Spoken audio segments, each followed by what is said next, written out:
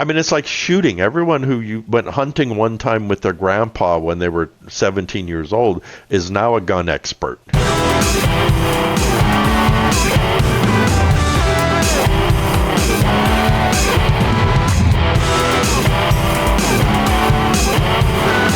Hi there, and welcome to the Guns Podcast US. I'm your host, Brent Wheat, joined by my co-host, Roy Huntington. We'd like to thank you for joining us here on one of the world's biggest gun talk programs as we chat about the interesting stuff that makes up the world of shooting. First, before we get started, here's a quick word from our sponsor, Tango Down.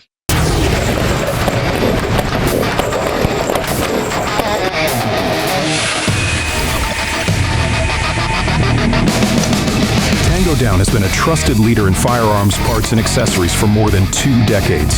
Whether you're upgrading your everyday carry or finishing out your next rifle build, Tango Down has you covered. Their product line continues to grow with new releases coming in 2026. Visit tangodown.com to explore the full lineup and sign up for email updates so you don't miss what's next. Tango Down, combat gear without peer. Well, hello there, Roy. How are you doing today? Just fine. I always ask you that question, and you'd always come up with something different, so that's why I keep doing it. But, well, anyway, we got a great show today, I hope, since we haven't talked about it yet. But here we go. It was suggested by Roy, and it was, again, had its roots in the comments and emails that we get. And it's this idea of when you see something on internet forums, well, you just have it drilled and tapped. Well, that's all fine and well, and a lot of us really know what that is, but a lot of us maybe don't. So Roy, who is a practicing unofficial gunsmith, he's not held his shingle out, but he's more experienced than a lot of folks in the industry. We're going to talk about that today. So Roy, it's funny, when we were talking about this, you always bring up drill and tap. And so we're going to start with that. When people throw, I'm just drill and tap it, drill and tap it, drill and tap it. It's not just that, is it? Well, I think when people say, well, because you would, let's say, drill a pistol, on the slide to mount a plate for a red dot or something like that, drill a rifle to install a scope. I think in their minds, people either think that somebody's in a garage with like a portable electric drill, yeah, drilling. And then now magically threads appear. They go get their old Sears Craftsman threading kit with half the taps are broken, And so I don't know. I mean, it's like people, in their mind, they see a red dot sight mounted on their gun, or they see a scope on their gun, or they see whatever they need a hole drilled for. But nobody really knows, or few people know really what that actually entails.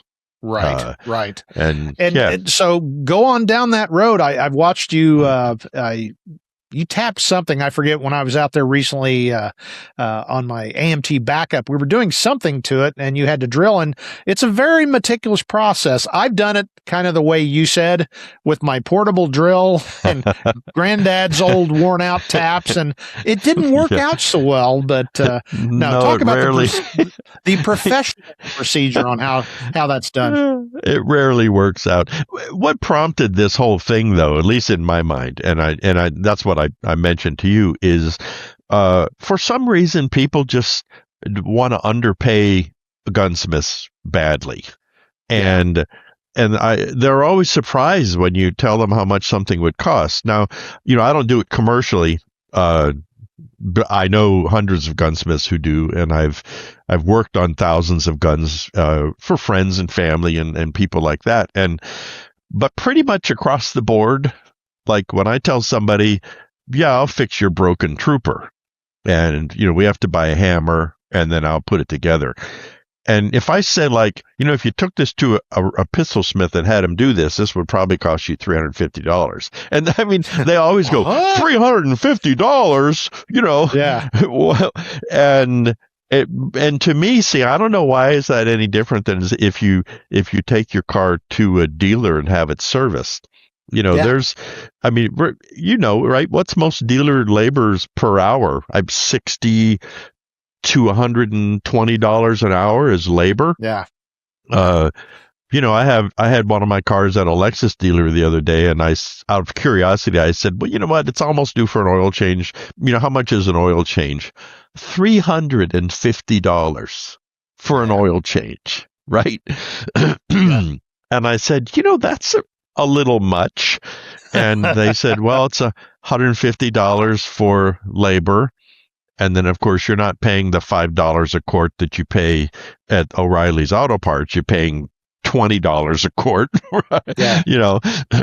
So gunsmiths aren't that bad. But if I was a shingle hanging gunsmith, I would have a shop rate of about $65 an hour. In other words, whatever I'm doing with your gun, I'm going to get paid $65 an hour plus parts. And then if something else comes up, plus that, right? Yeah. And I just looked the other day, literally just a day or two ago, and a full action job on a Colt single action Army, the cheapest I saw was $300. Yeah. And it went up to almost $700. Yeah. And I know why. It's because it's not for the faint of heart. Well, you just stone a couple things in there, you'll be fine. My buddy does it all the time. Oh gosh, they say that all the time. Well, I've got a Dremel. Can I just polish all the bits? Yeah. It's like, no, actually, you can't. Yeah. It's like if you own a Ferrari, do you try to adjust the valves? No. Exactly. You would take it to a Ferrari dealer. And so I think that's the thing I want people to understand here is that most of the common things that people say, well, just bed my rifle. Okay. Just. It's that just word, isn't it? Just. Yeah. Yeah, because in their mind, they're seeing it done, and then they get home and they take the action out and they see this bedding in the stock and, and it's all, well, and you're looking at an all-day job, in many cases, because you have to make sure that the action fits the stock correctly. And usually if you're going to bed it, you have to take some of the wood out or the fiberglass from the stock for the room for the bedding material. You have to know how to do it. You have to know where to do it. You have to know where to buy the product. It's like, you don't just do that. That's like saying, well, just rebuild that car engine today. Exactly. And the people that can just do it are there's not that many of them, but that's kind of how people throw it around. And the one you already touched on, and I knew going in that I'd have to tell you, remember we have a limited time here, keep it to a 30,000 foot view, but action job.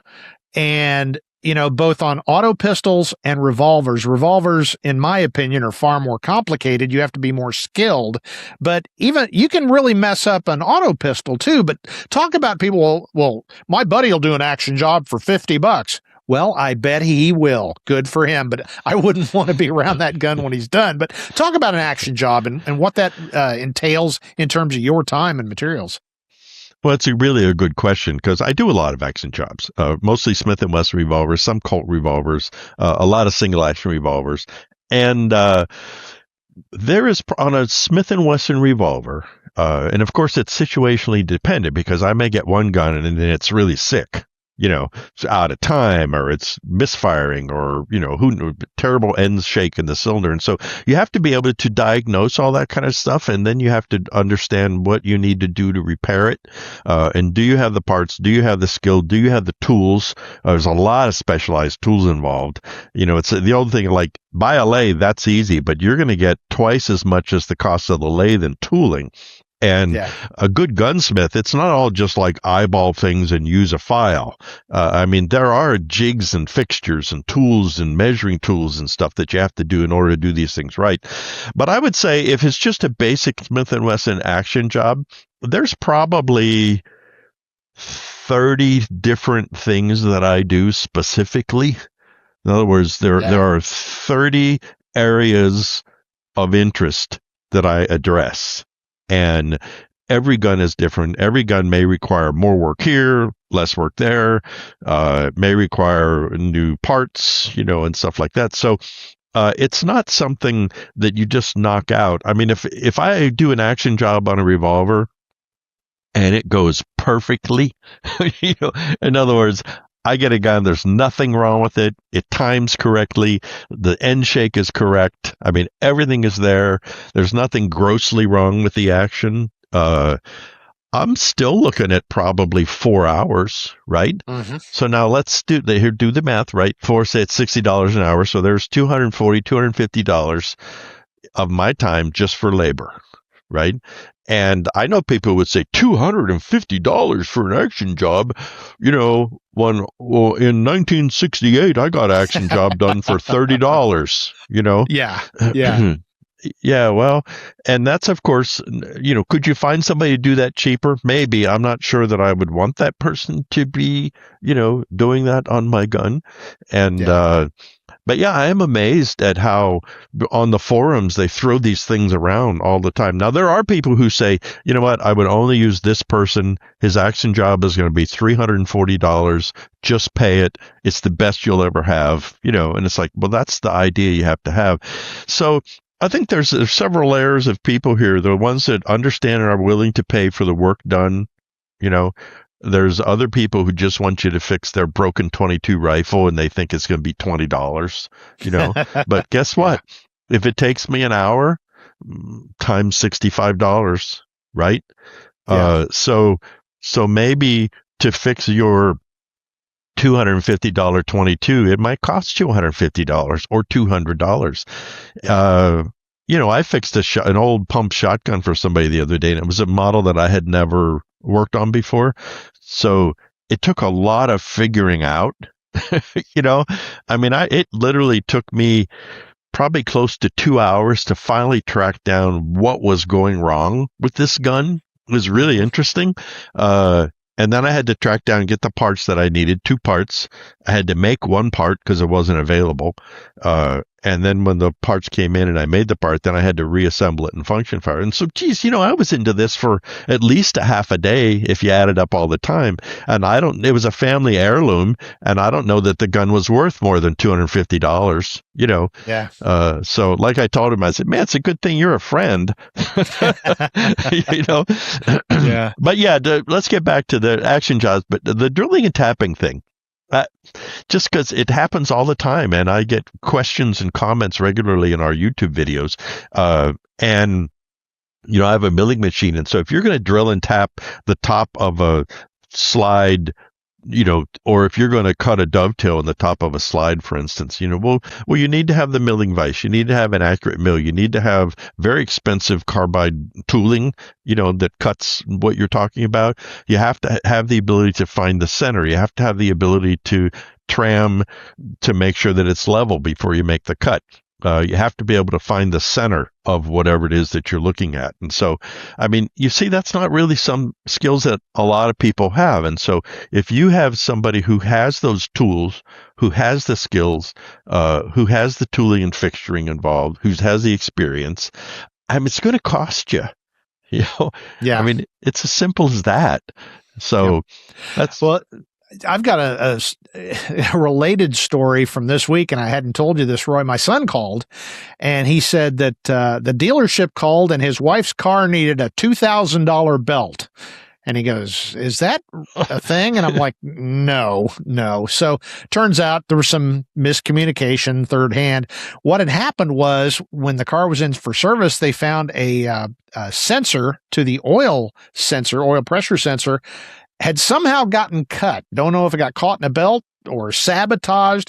They all decided that it was probably the low budget oil change place, because on this particular car, it's real close to that. And if you're not careful, you can damage it. And it looks like maybe somebody taking a pair of side cuts, cut the rest of the wires, and then realized, I can't get this special connector, and I don't have enough wire to do a repair. So they just kind of left it. And apparently she didn't notice the oil temperature or pressure sensor. But anyway, So what ended up happening was, and the dealership is a very reputable dealership because I checked.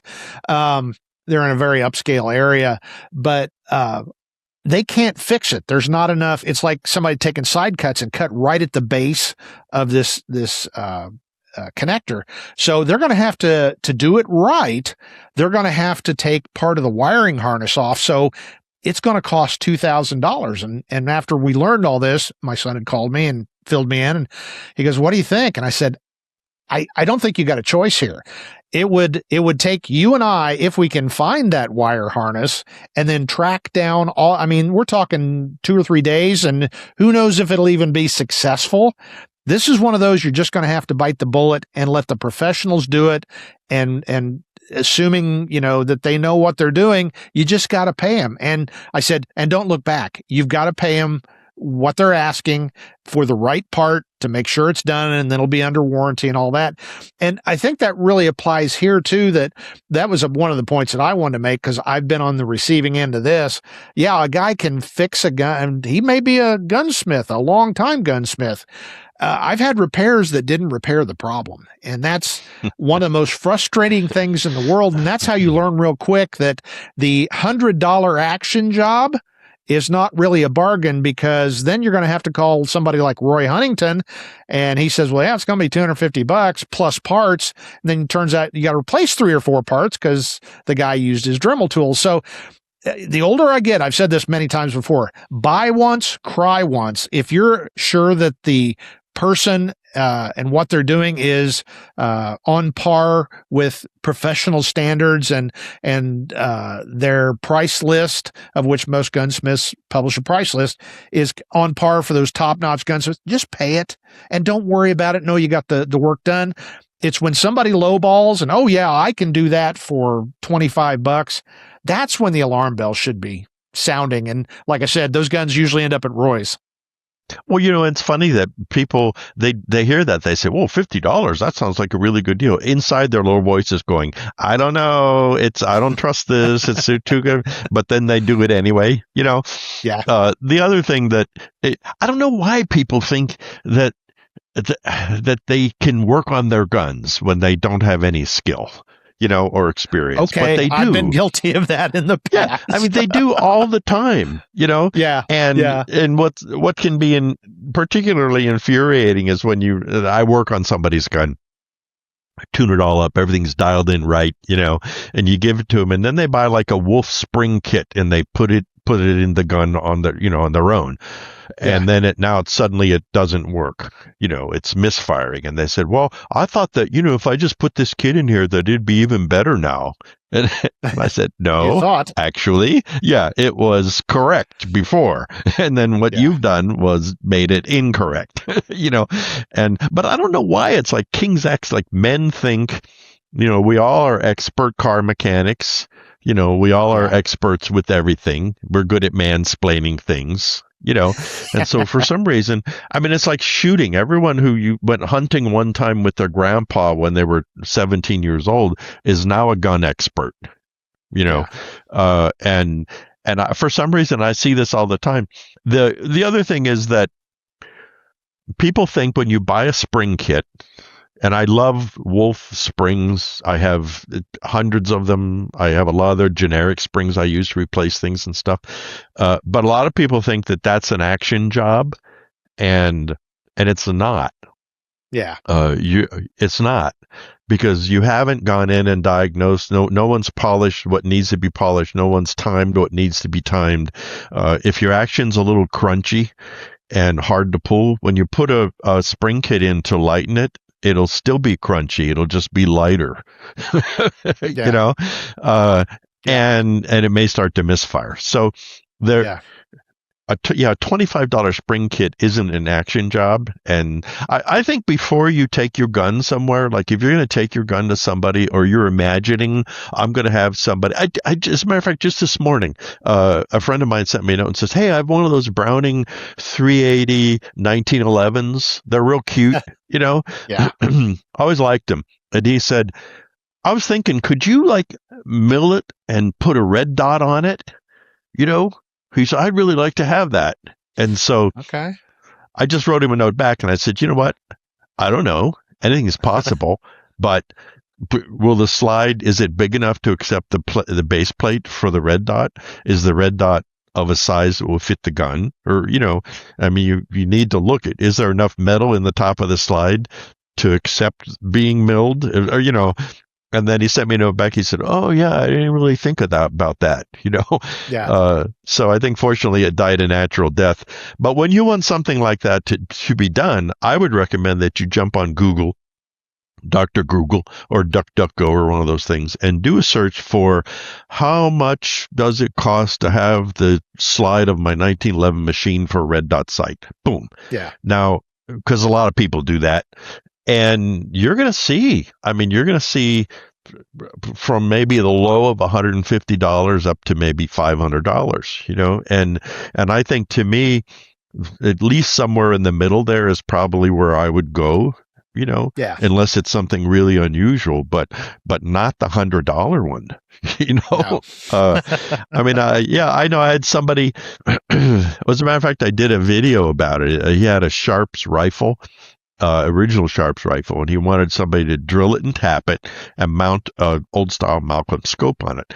And but I knew him. He's like a friend of a good friend of mine here, right? And so this guy had gone online, and the guns, the basic price he found was like $100 a hole to drill and tap for the scope.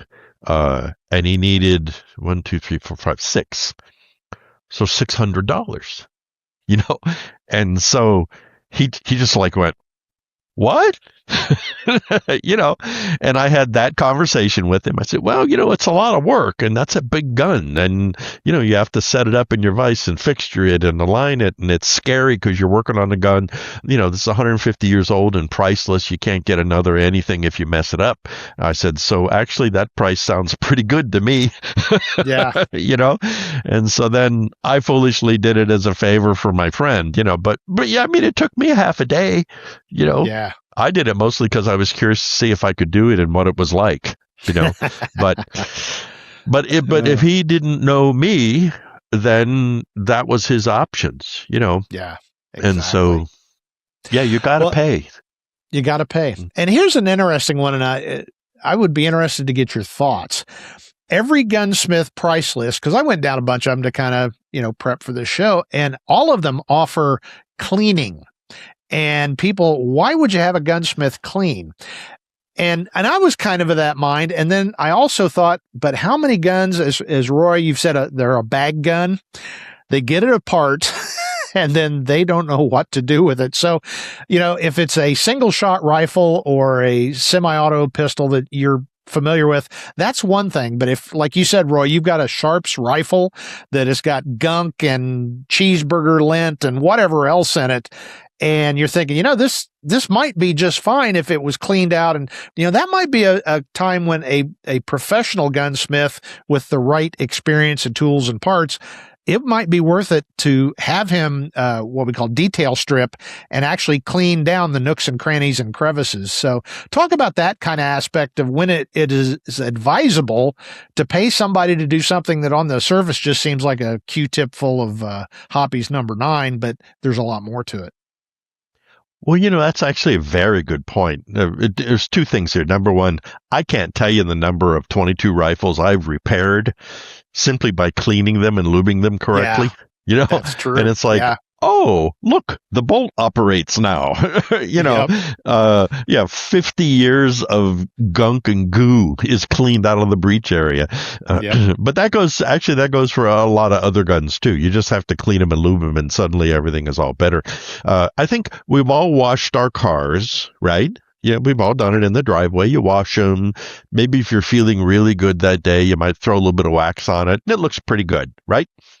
Yep. But if you've ever had your car professionally detailed, the difference is astounding.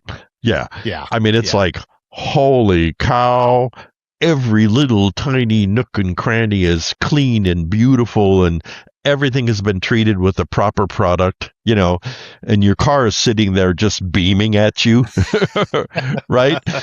Yep. It's a wonderful feeling, isn't it? Well, guess what? guns are the same way.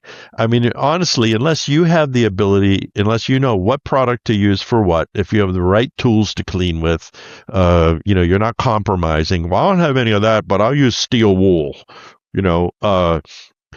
then, do your regular gun cleaning that you do. But boy, I'll tell you, once or twice a year, just take it down to your local gun store. Most full service gun stores usually offer some kind of a gun cleaning service.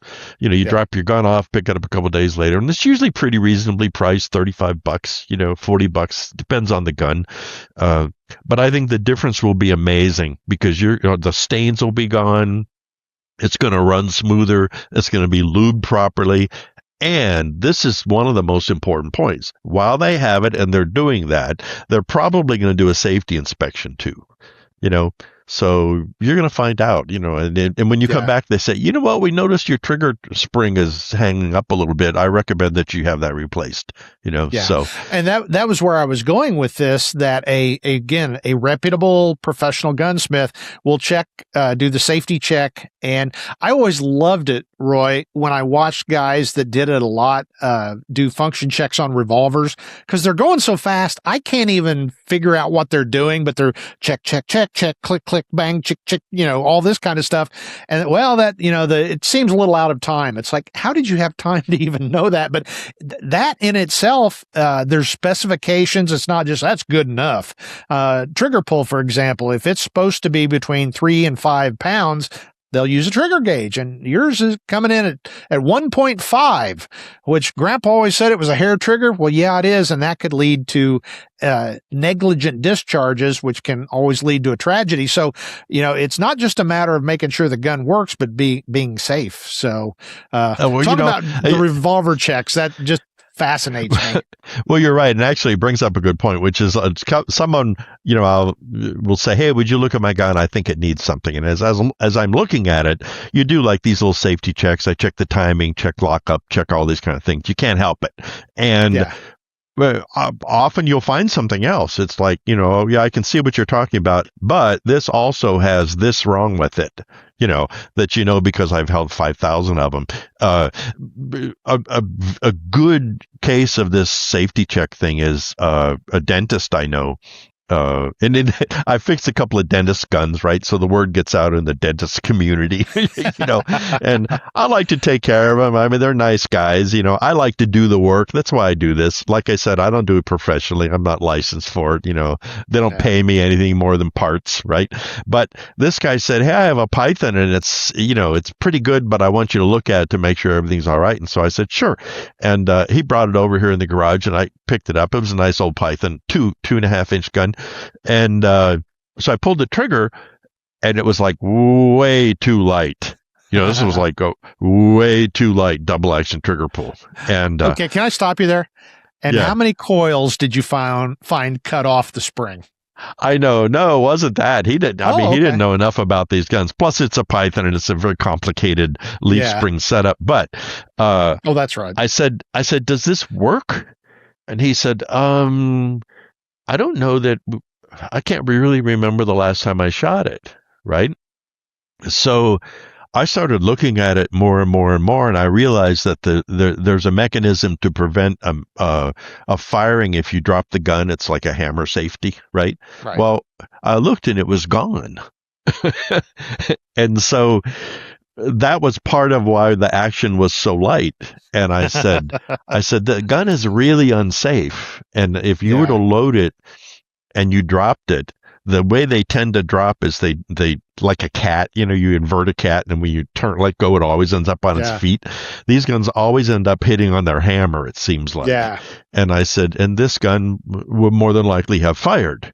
And he just went, really? Ooh. But it has like a really good action, And so I took the gun, I took it apart, and sure enough, somebody had filed things that you should have never filed on, and somebody ground things that they should have never ground on. I mean, it was a terrifying thing. I actually sent the gun to Bill Lockridge at the Cylinder and Slide Shop, and I said, Bill, this is out of my league, which is something else that a gunsmith should be proud enough to do. You see something and just say, you know what, I'm out of my. One guy wanted me to work on a Perazzi shotgun one day, and I went, nope, I am not working on your $50,000 shotgun. So, well, see, I demonstrated my ignorance right there. I know that Colt revolvers, you tend to use leaf spring, or they all use leaf springs, but I don't know anything about Colt revolvers. I've shot a lot of them. I own a couple, but my experience has all been with Smith & Wesson revolvers, and that's the one where the gun plumber gets in there with some side cuts and a few coils off the spring, and there you go. So that's true. Right there, I was really basically out of my league making that comment. So. Well, I was out of my league with this gun. And, interestingly enough, a little after action report is Bill told me that this was the most complicated repair he'd ever done on a Python. Oh, wow. He actually ended up having to re-weld and remachine surfaces inside of the gun. Wow. Yeah. And of course you can't get new parts, so you have to buy used parts. Yeah. So then you have to hope that you can still get them to work, so it's complicated. Wow. And as far as that, and this isn't really talking about why do you have to pay a gunsmith, but yes, it is also talking about why do you have to pay a gunsmith, because a good gunsmith won't snip springs. Because if people don't realize this, is if you have a spring and the spring is this long, well, usually springs and guns are engineered, and so these springs have a certain, pressure that they collapse. They have a certain length of travel, and all of that is taken into consideration for the action. For a Smith & Wesson revolver, it's a trigger return spring, for instance, and those are classic. People take them out and they'll cut 2-3 links off, or coils off of them. And the reason why that lightens the trigger pull is because as you pull the trigger, that compresses that spring, and as it compresses the spring, and then when the gun fires, that spring returns the trigger. Right. So there has to be a spring there. But what people do is that when they clip the coils, that changes the overall length of the spring, which changes the dynamics of that, considerably. So, it works sometimes, but it's erratic and it's not a good thing. Period. A pro will not do that. He'll replace springs, but he's not going to modify them. Yeah, if you're going to do, you can modify a spring, but you do it differently. For instance, what I do is I chuck it in a piece of drill rod, and you actually put it up against a belt sander, and what you do is you decrease the diameter of it a little bit, right? So that gets rid of some of the steel, which lightens the spring a little bit, because they can be lighter. The only thing is though, it goes hand in hand with, okay, now that's lighter, but that means now all the bearing surfaces have to match perfectly and be smooth. Because if you have a lighter trigger return spring and you have a crunchy action, that it may not be able to return the trigger smoothly. And so it'll be catchy, and then so that's what I mean. It's not, you don't just drop a trigger return or, a spring kit in. It really is part of a whole series of things that you need to do. Eddie Janis, who has passed away years ago, did Peacemaker Specialist, and he did an unbelievable action job. He called it his master gunfighter action job on 1873 Colts. A stock 1873 Colts Peacemaker is pretty crunchy, from Colt. I mean, they're like click, click, click, click, you can feel it, and they tend to break. They break springs, especially the trigger spring, and that's just because everything they make them, they throw them together, they ship them out the door. It's Colt, right? Yeah. But they'll sell them anyway, and get top dollar for it. Yeah. So what was interesting is that his action jobs, Eddie's action jobs, he basically re-engineers the way the action fits together. He changes the way angles are. He polishes things the way they're supposed to be polished, and then he's actually had springs made to his specifications. So trigger springs and the hammer spring, and the difference is absolutely astounding. Yeah. And like he said, not only is it smoother, when you cock one of his guns, you think it's broken. I think you cocked the one at my house that I have, that Eddie did. Yeah. You hand them a single action, they cock the hammer, and they always look up at you and go, they go, whoa. What? Yeah. But they last forever. Yeah. He said he's got people with single action armies that he did an action job on that have 50,000 rounds in them. Well, you will never go 50,000 rounds with stock Colt. Yeah. I promise you it will be broken long before that. But I think that's in a microcosm, that's why you have to pay somebody who knows what he's doing. Yep. Whether it's to fix your 22 or drill and tap a hole for a sight. Yep. Well, we're about out of time here, but the last thing, and this is the closing point to make, is, well, I brought my gun in this morning. Why isn't it done now? And especially when you're talking about the Bill Lockridges and the Bobby Tylers and we could talk about the whole the top tier tier one gunsmith guys and builders and restorers. But you're going to wait, and you may wait a long time. Now, it shouldn't take as long for somebody to, clean and look at your gun, safety check. But if you're talking especially, porting and maybe new barrel and that kind of thing, talk about the wait time and what people should expect. And gunsmiths are their own worst enemy when it comes to this. Just the other day I talked to a guy. He sent 2 1911 pistols to a name brand custom gunsmith for some pretty basic work and pretty simple work, action work, and stuff. Stuff literally you could probably do in 2 or 3 hours, right? This guy had his guns for 2 years. That's crazy. And wouldn't return calls and wouldn't anything. And finally, when he got through, and the gunsmith actually answered the phone. It had been almost 2 years. And the gunsmith said, yeah, I was pretty busy. I'll get to those. Right. Wow. And my friend said, well, no, actually just put them in a box and send them back, please. Yeah. Right. Yeah.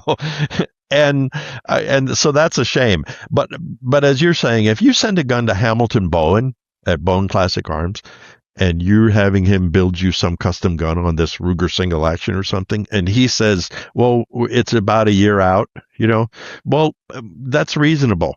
It doesn't take a year to make it, to do it. But remember that you're entering into the line of products that he is working on now. And so, he may not be able to get to yours for 4 months or 6 months, because he has to take the other ones, and get them up to speed. But if you don't give him the gun now, then you don't get in order, right? So if you wait 6 months and give him a gun, well, it's not going to start working on it that day, right? Yeah. It's 6 months out. And then the other thing, when you're doing a custom gun like that, is maybe the gunsmith doesn't do the refinishing himself, which means that now he'll do the metal work. Now it goes out to a polisher and refinisher. That may take 2 months, right? 3 months, depending on their workload. Maybe Hamilton had a gun for me one time, and he actually had the factory barrel rebored and re-rifled for the new caliber. And so he was doing the work. He had to send that out and had that work done. So in those situations, yes, it takes time, and that's all there is to it. But if you take your Glock into the local gun store who says, we have a gunsmith on premises, and you want him to put an action kit in it or some new sights or something like that, and they tell you 6 months, you should pick your gun back up, put it back in the paper bag, and leave the store. But if they tell you, 2 weeks, maybe a month, that's because they probably have a backlog, right? So they're working on these other guns, but you have to get yours in there so you get in the waiting queue. Like I said, gunsmiths are their own worst enemies there, and I don't think they've done any favors to a lot of people, because I know I've been on forums and people just curse some of these guys. He's had my gun for 5. Well, there was one custom pistol smith in the industry who no longer works, he's retired now, but when you gave him a 1911, he looked you in the eye and told you it would be an 8-year wait. Oh my gosh. Really? Wow. I know, really? No. I know. It was amazing. But I used to hear from people every once in a while and say, hey, I finally got my gun after like 7 or 8 years. I know. Sorry. All right, no, you're right. Nobody's that good. We beat this into the dirt. So we have. Real quick, couple of things. First of all, we want to hear, we say it a lot and we mean it. A lot of our topics, a lot of our ideas come from either comments off of YouTube, or you can reach out to me, editor at gunspodcast.us. And we always like to hear what you think, what you like. maybe what you don't like if you remain civil. And we get a lot of feedback on how to do things here. So we certainly appreciate that. And as I always say, and I mean this in a complimentary way, Roy is the wrangler of the YouTube comments. He gets on there a lot, and he triages those for me. So I certainly appreciate that. But even if we don't respond, we see them all. I read every single comment. I promise you. Yeah. That is fantastic. So, okay, big announcement. Can you do a drum roll thing, Roy, or something? No, okay. Yeah. Not bad. Not bad. Okay. Anyway, if you've been to Guns Podcast US, you might have noticed the website's a little bit different. We've talked about this, I think, last week before. Everything is now working, knock on wood, on the electronic side. So if you go to Guns Podcast US, and you will see we've got merch. We have merch. We've had it for a while since we rebranded as Guns Podcast US, but the stupid thing never worked. I tried to buy some stuff myself just to check the quality, and it works now. We've got T-shirts. Can you see it on camera? Yeah. Okay. That's funny. I tried to hold it in front of my face, and then you can't hear me in the microphone. But anyway, coffee mugs and hoodies, and we may add more stuff. But if you want to wear your Guns Podcast gear proudly, you can go to Guns Podcast US, and it's kind of serving as my personal junk drawer. So we'll have everything we do for Guns Magazine and the podcast, and then I've actually, now that it all works, Roy, and I've got spare time, I'm actually just writing for some fun. So anything that it catches my fancy, you need to go out and check the story about the crotch pot. That is an actual product, and I investigated it and I wrote about it. So, Roy, I think you probably need a crotch pot for your hiking adventures. But we do not need to go there. We don't. Well, but you're right. I was appalled when I saw that. I thought, really? Yeah. So anyway, check out Guns Podcast US. And of course, we always have to say, please go to gunsmagazine.com. Roy was the publisher there. I was the editor there. They're still in business online. You can get more of my writing goodness, and we've got a lot of your favorite gun writers there. And it would really help us. You can catch Guns Podcast virtually any place that you watch or listen to podcasts, but it really helps us, and it helps Guns Magazine. If you go to gunsmagazine.com, click on the podcast tab, and you can watch it right from there. So anything else you wanted to add to all of those announcements, Roy? Now, if you have horror experiences from gunsmiths, leave me a comment, would you? And if you've had very positive experiences with a gunsmith, leave me a comment and who it was. Exactly. And then we'll see if we can give them some positive press. There you go. I like that idea. Mm-hmm. Well, before we go, of course, we need to hear a short word from our great sponsor, Tango Down. Visit tangodown.com to explore the full lineup and sign up for email updates so you don't miss what's next. Tango Down, combat gear without peer.